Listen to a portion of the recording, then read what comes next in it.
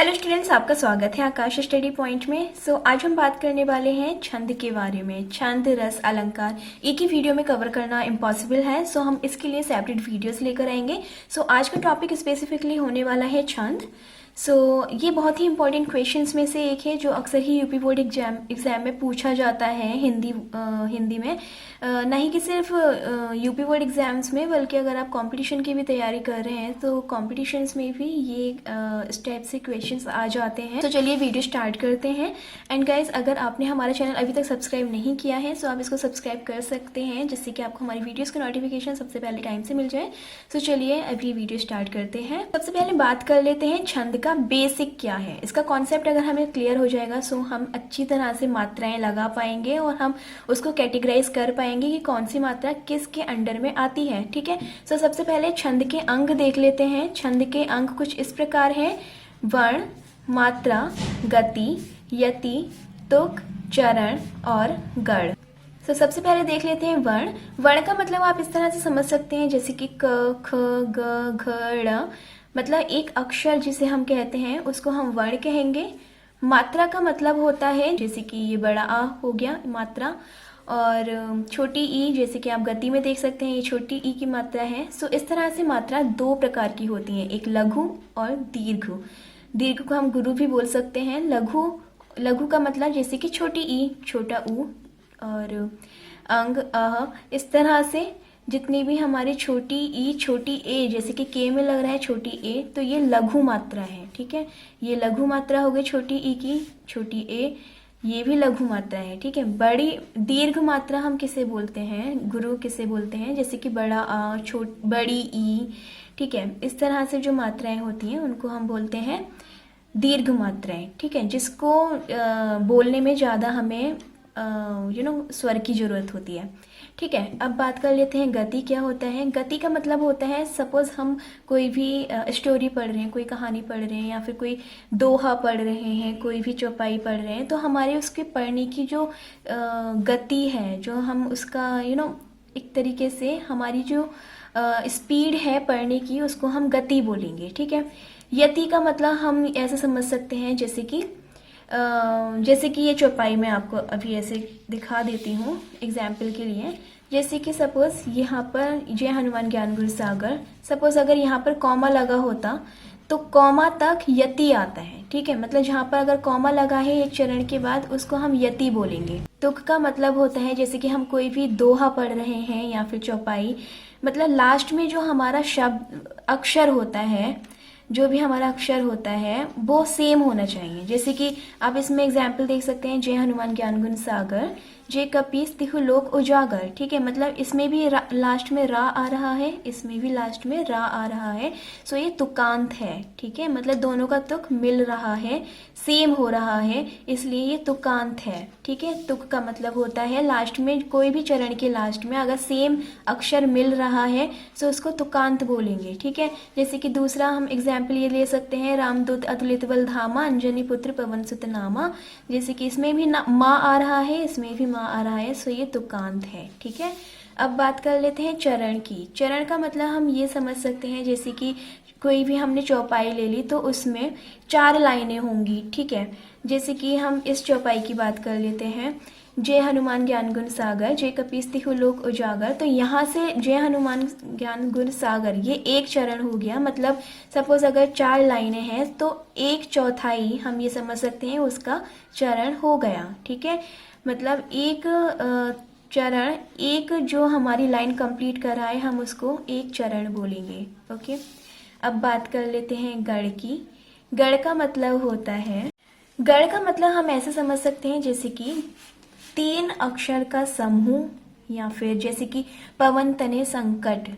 पवन तने संकट मतलब इसमें हर वर्ण में, हर शब्द में 3 वर्ण आ रहे हैं, हम उसको गढ़ बोलेंगे। ठीक है। अब बात कर लेते हैं मात्रिक छंद की। मात्रिक छंद का मतलब होता है जैसे कि कोई भी चौपाई है, दोहा है, रोला है, इसको हम मात्राओं से प्रदर्शित करते हैं। ठीक है। तो अब ये 3 प्रकार के होते हैं, सममात्रिक, अर्ध सममात्रिक और विषम मात्रिक। जैसे कि आपको इनके शब्दों से ही खुद से समझ में आ रहा होगा जैसे कि सममात्रिक मतलब उसमें समान मात्राएं होंगी, ठीक है, सभी चरण में समान मात्राएं होंगी। जैसे कि इसके एग्जाम्पल मैं बाद में देती हूँ। अर्धसममात्रिक, अर्धसममात्रिक का मतलब आधी मात्राएं समान होंगी और आधी मात्राएं विषम होंगी, ठीक है। इसका एग्जाम्पल भी मैं बताती हूँ। कर लेते हैं विषम मात्रिक की। इसका मतलब है इसमें सभी मात्राएं, सभी चरण में मात्राएं अलग अलग होंगी, ठीक है। सो अब बात कर लेते हैं सममात्रिक की। सममात्रिक की परिभाषा को हम इस तरह से दे सकते हैं जैसे कि चारों गीत हरि गीतिका, ठीक है। मतलब चा मतलब चौपाई, जिसमें होंगी 16 मात्राएं, हर चरण में 16 मात्राएं मिलेंगी तो वो चौपाई होगा। रो मतलब रोला, जिसमें 24 मात्राएं होंगी, हर चरण में आपको 24 मात्राएं मिल जाएंगी। गीत मतलब गीतिका, जिसमें 26 मात्राएं मिलेंगी। और हरि गीतिका मतलब हरि गीतिका, इसमें 28 मात्राएं आपको हर चरण में मिल जाएंगी। अब बात कर लेते हैं अर्धसममात्रिक। इसके अंतर्गत आएगा दोहा, सोरठा, बरवे और उल्लाला, ठीक है। सो जैसे कि दोहा में हर पहले और तीसरे चरण में, मैं यहाँ पे मेंशन कर देती हूँ, पहले और तीसरे चरण में आपको मिलेंगी 13 मात्राएं, ठीक है। और दूसरे और चौथे चरण में आपको मिलेंगी 11 मात्राएं, ठीक है। सो ये हो गया दोहा। सोरठा में इसका अपोजिट है, इसका बिल्कुल ही उल्टा है। सोरठा में आपको मिलेगी पहले और तीसरे चरण में 11 मात्राएं और दूसरे और चौथे चरण में आपको मिलेंगी 13 मात्राएं, ठीक है।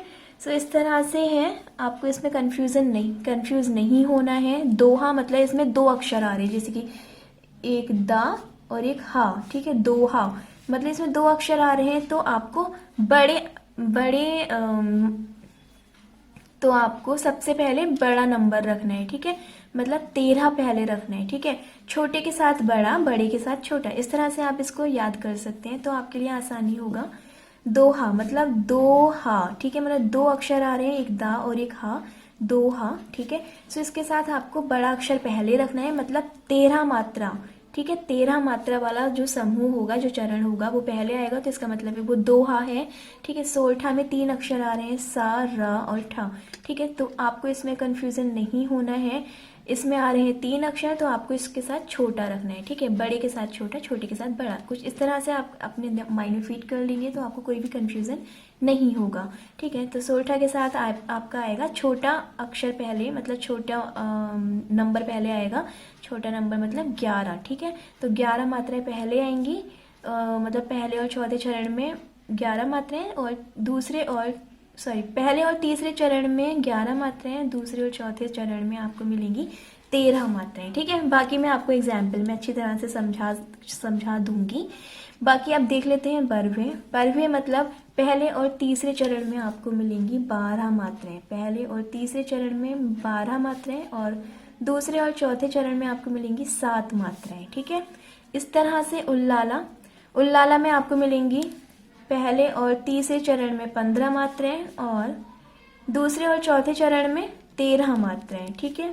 सो इस तरह से आपको याद रखना है। अब बात कर लेते हैं विषम मात्रिक की। विषम मात्रिक में आपको कुंडलियां मिलेंगी, जिसमें आपको दोहा और रोला का मिश्रण मिलेगा। मतलब इसमें मात्राएं जिस तरह से होंगी, जैसे कि 13-11 मात्राएं आती हैं, इसी तरह से आपको रोला का भी उसमें मिश्रण मिलेगा, जहाँ पे आपको 24 मात्राएं भी मिल सकती हैं चरण में। इसी तरह से आपको विषम मात्रिक में मिलेगा छप्पे, इसका मतलब है इसमें आपको मिश्रण मिलेगा रोला और उल्लाला का। उल्लाला मतलब 15 और 13 मात्राएं, मतलब पहले और तीसरे चरण में आपको 15 मात्राएं मिलेंगी और दूसरे और चौथे चरण में 13 मात्राएं मिलेंगी, ठीक है।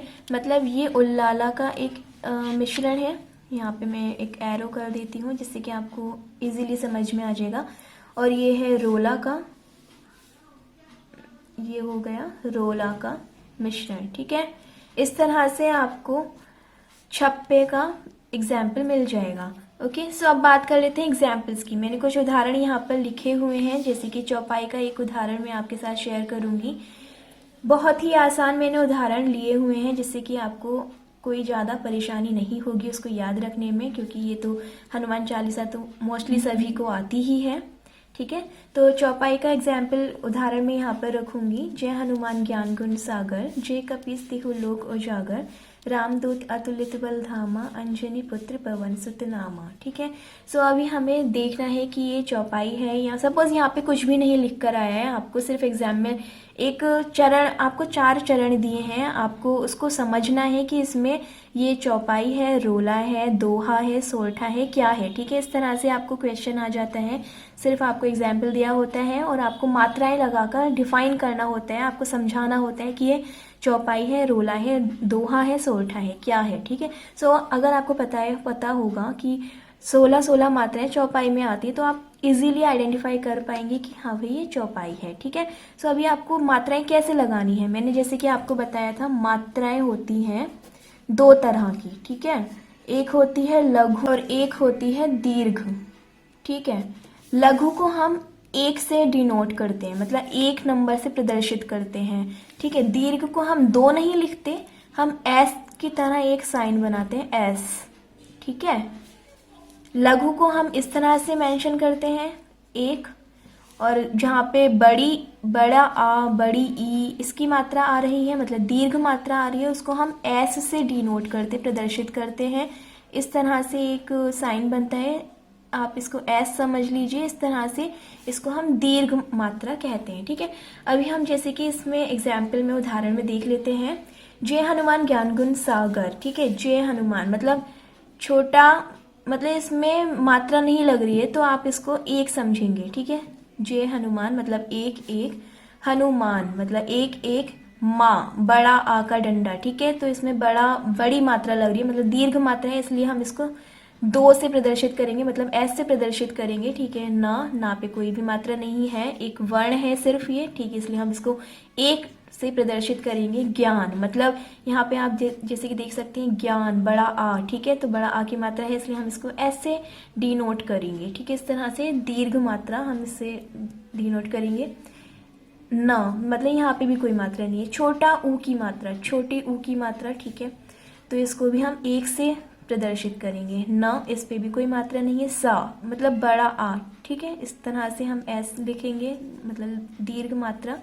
ग और रा। ठीक है, इसी तरह से कपीस बड़ी ई की मात्रा। ठीक है, बड़ी ई की मात्रा, इस तरह से हम इसको ऐसे करेंगे। बड़े ओ की मात्रा लोक। ठीक है, तो इस तरह से करेंगे, दीर्घ मात्रा का साइन लगाएंगे। अब आप लास्ट में आपको मात्राएं काउंट करनी है, मतलब गिननी है कि आपको हर चरण में कितनी मात्राएं मिली। ठीक है, जैसे कि 1 2 3 4 5 6 7 8 9 10 11 12 13 14 15 16, मतलब आपको इस चरण में 16 मात्राएं मिली। ठीक है, इस चरण में 1 2 3 4 5 6 7 8 9 10 11 12 13 14 15 16, मतलब इस चरण में भी आपको 16 मात्राएं मिली। तो हम इससे आइडेंटिफाई कर सकते हैं कि हाँ भाई चौपाई का एग्जाम्पल है। ठीक है, सो इसी तरह से मैं आपके साथ दूसरा एग्जाम्पल शेयर करती हूँ रोला का। रोला में जैसे कि आप देख सकते हैं, इसका एग्जाम्पल है, जो जग हित पर प्राण निछावर है कर पाता, जिसका तन है किसी लोक हित में लग जाता। ठीक है, इसके एग्जाम्पल जो बड़े ओ की मात्रा, दीर्घ मात्रा से हम इसको शो करेंगे। इसमें मैं आपको डायरेक्ट इसका चरण, इसकी मात्राएं पढ़ के बता देती हूँ। 1 2 3 4 5 6 7 8 9 10 11 12 13 14 15 16 17 18 19 20 21 22 23 24। ठीक है, मतलब हर चरण में 24 मात्राएं आपको इसमें मिलेंगी। ठीक है, 24 मात्राएं अगर हमें मिलती हैं तो हमें क्या समझ आता है कि ये किसके एग्जाम्पल हो सकते हैं, रोला का। ठीक है, जैसे कि आप यहाँ पे देख सकते हैं, अगर आपको हर चरण में 24 मात्राएं मिलती हैं तो वो किसका एग्जाम्पल है, रोला। ठीक है, क्योंकि रोला के हर चरण में 24 मात्राएं मिलती हैं।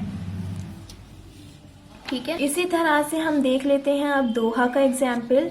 दोहा का मैंने उदाहरण दिया है, पवन तने संकट हरण मंगल मूर्ति रूप, राम लखन सीता सहित हृदय वसहु सुरभूप। ठीक है, सो एक चरण में आपको 13 मात्राएं मिलेंगी और दूसरे चरण में आपको 11 मात्राएं मिलेंगी। ठीक है, दोहा का हमने कैसे बताया था, पहले और तीसरे चरण में आपको मिलेंगी 13 मात्राएं। ठीक है, और दूसरे और चौथे चरण में आपको मिलेंगी 11 मात्राएं, उसको हम कहते हैं दोहा। सो इसके एग्जाम्पल आप देख सकते हैं, पवन तने संकट हरण मंगल मूर्ति रूप, राम लखन सीता सहित हृदय वसु स्वरूप। सो अगर आप इसमें मात्राएं गिनते हैं तो आपको मिलती हैं 1 2 3 4 5 6 7 8 9 10 11 12 13। मतलब यहाँ कॉमा तक, यति तक हमें एक चरण मानना पड़ता है। ठीक है, यति तक हमें एक चरण मानना है। तो एक चरण में आपको कितनी मात्राएं मिली, यहाँ से लेकर यहाँ तक आपको मिली 13 मात्राएं। ठीक है, तो दूसरे चरण में आपको कितनी मिलेंगी, 1 2 3 4 5 6 7 8 9 10 11। मतलब इस चरण में आपको मिली 11 मात्राएं। ठीक है, तो हम इससे आइडेंटिफाई कर सकते हैं, इससे पहचान सकते हैं कि भाई ये दोहा का एग्जाम्पल है। ठीक है, क्योंकि पहले चरण में आपको 13 मात्राएं मिली, दूसरे में मिली आपको 11 मात्राएं, तो ये दोहा का उदाहरण है। ठीक है, इस तरह से आप अपने एग्जाम में कर सकते हैं। लास्ट में मैं आपके साथ शेयर करूंगी सोरठा का उदाहरण। सोरठा का उदाहरण, सोरठा मतलब पहले और तीसरे चरण में आपको मिलेंगी, पहले और तीसरे चरण में आपको मिलेंगी 11 मात्राएं और दूसरे और चौथे चरण में आपको मिलेंगी 13 मात्राएं। ठीक है, सो इस तरह से आप इसका एग्जाम्पल देख सकते हैं। जो सुमिरत सिद्धि होए गण नायक कवि बदन, करहु अनुग्रह सोए बुद्धि राशि सुम गुण सदन। ठीक है, तो आप देख सकते हैं जो सुमिरत सिद्धि हुई, 1 2 3 4 5 6 7 8 9 10 11। पहले चरण में आपको 11 मात्राएं मिली और दूसरे चरण में 1 2 3 4 5 6 7 8 9 10 11 12 13। दूसरे चरण में आपको 13 मात्राएं मिली। ठीक है, सो ये उदाहरण हो गया सोरठा का। ओके, सो इस तरह से आप अपना उदाहरण को आइडेंटिफाई कर सकते हैं, क्योंकि एग्जाम्पल किसी भी क्योंकि आपके एग्जाम में क्वेश्चन किसी भी तरह से आ सकता है। या तो वो पूछ सकते हैं डायरेक्ट कि, या तो वो पूछ सकते हैं दोहा का उदाहरण लिखो, या फिर किसी भी चीज़ का उदाहरण लिखो, भाई चौपाई का लिखो, सोरठा का लिखो, रोला का या दोहा का, किसी का भी। या तो वो उदाहरण पूछ सकते हैं, या फिर वो ऑलरेडी एक उदाहरण देकर, या फिर एक उदाहरण देकर, या उसको एक क्वेश्चन के रूप में, प्रश्न के रूप में देकर 4 चरण को वो आपसे पूछ सकते हैं कि इसको आइडेंटिफाई करो कि ये दोहा है, सोरठा है, रोला है, या फिर चौपाई है। ठीक है, बस आपको क्या ध्यान देना है, आपको बस इस तरह से इसको समझ लेना है कि चौपाई में 16 मात्राएं आती हैं, रोला में 24, गीत मतलब गीतिका में 26, हरि गीतिका मतलब 28। ठीक है, इस तरह से आपको अगर मात्राओं का ज्ञान होगा, बस आपको इतना ही याद रखना है कि किस चीज़ में कितनी मात्राएं आती। ठीक है, अगर आपको इतना पता होगा तो आप बहुत ही अच्छी तरह से मात्राएं लगा भी पाएंगे, साथ ही उसको आइडेंटिफाई भी कर पाएंगे। ठीक है, सो ये छंद बहुत ही आसान हो जाएंगे आपके लिए। बस द थिंग इज़ कि आपको अच्छी तरह से मात्राओं का ज्ञान होना चाहिए। इन सब की ज़्यादा ज़रूरत नहीं है, आपको इन सब को पढ़ने की कोई ज़रूरत नहीं है, बस आपको मैंने समझाने के लिए इसको मेंशन किया था। अदरवाइज़ जो जितने भी क्वेश्चंस आते हैं आपको इसमें से आते हैं, इतने पोर्शन में से आपको कोई भी क्वेश्चन मिलेगा, चाहे वो आपका कंपटीशन कोई भी एग्ज़ाम हो या फिर आपका नॉर्मल 12th या 11th का कोई भी एग्ज़ाम हो।